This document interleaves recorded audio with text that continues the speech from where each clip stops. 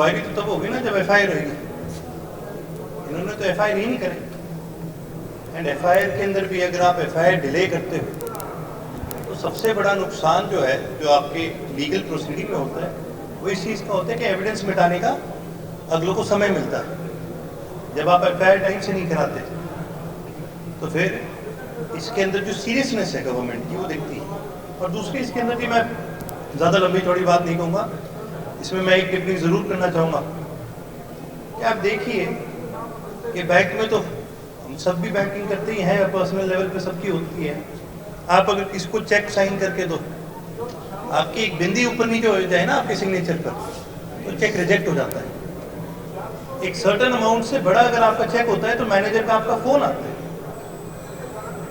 कि बहुत सारे अलग अलग तरीके के मेथड लगाए जाते हैं सेफ्टी और सिक्योरिटी को देखने के लिए भी, ताकि ये जो पैसे हैं गलत तरीके से यूज ना हो सके। और 590 करोड़ रुपए एक सिंगल एम्प्लॉय उसको इधर से उधर कर देता है, और चारों महकमे से भी एक भी महकमे के एक भी ऑफिसर को इसकी कोई नोटिफिकेशन ही नहीं है।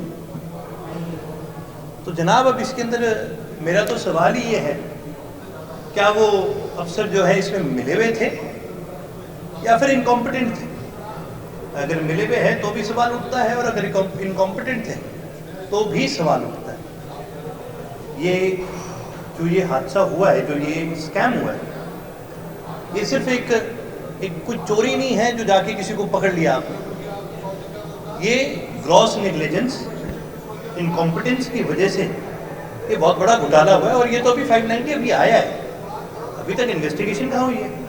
जब इन्वेस्टिगेशन होगी असली अमाउंट और इसकी क्या रियलिटी है उसके बाद पता चलेगा। अरुण भाई, जिस तरह से मुख्यमंत्री ने कहा है कि पैसा है वो सुरक्षित है, लेकिन 590 करोड़ वो बैंक अपने आप में मान रहा है कि लैप्सेस आए हैं, आपको लगता है कि मिली भगत है इसमें? भाई साहब, मेरा पैसा मेरे पास होगा तभी सुरक्षित है, या मैं अपना पैसा आपको कह दूंगा मेरा पैसा सुरक्षित है?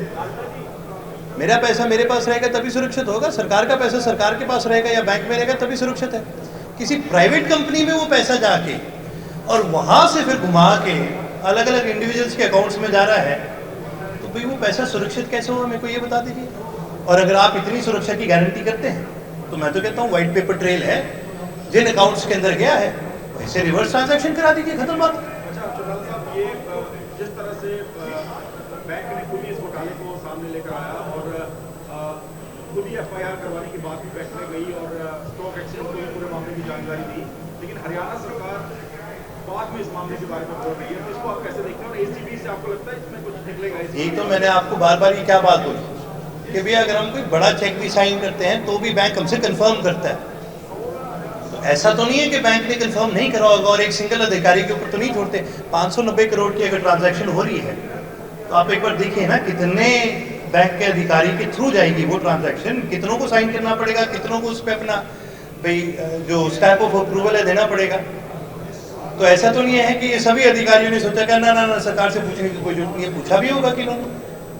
तो जब पूछा गया उसके बावजूद भी अगर ये पैसे ट्रांसफर होते हैं तो फिर इसके अंदर हम क्या माने, या तो सरकार भी मिली हुई है या सरकार इनकॉम्पिटेंट है। दोनों ही केसेस के अंदर दोषी सरकार है। अब सरकार कह रही है कि राष्ट्रीय बैंकों में खाता खोला जाएगा, और प्राइवेट बैंकों में इतना पैसा रखा जा रहा था, तब सरकार ने क्या इस तरफ ध्यान नहीं दिया?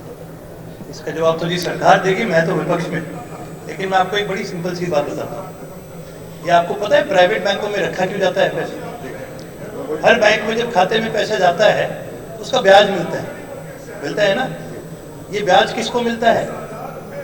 अगर सरकारी बैंक में होता तो ये ब्याज मिलता स्टेट गवर्नमेंट को, स्टेट गवर्नमेंट की एक इनकम होती। प्राइवेट बैंकों में क्यों डाला जाता है पैसा? क्योंकि अधिकतर जो अधिकारी हैं उनके वाइफ या उनके रिश्तेदार, उनके कोई भतीजे किसी ना किसी बैंक में एम्प्लॉय लगे हैं और फिर उनको अच्छी तरह से कमीशन मिल जाए, इसलिए ये पैसा उन प्राइवेट बैंक्स में डाला जा रहा है।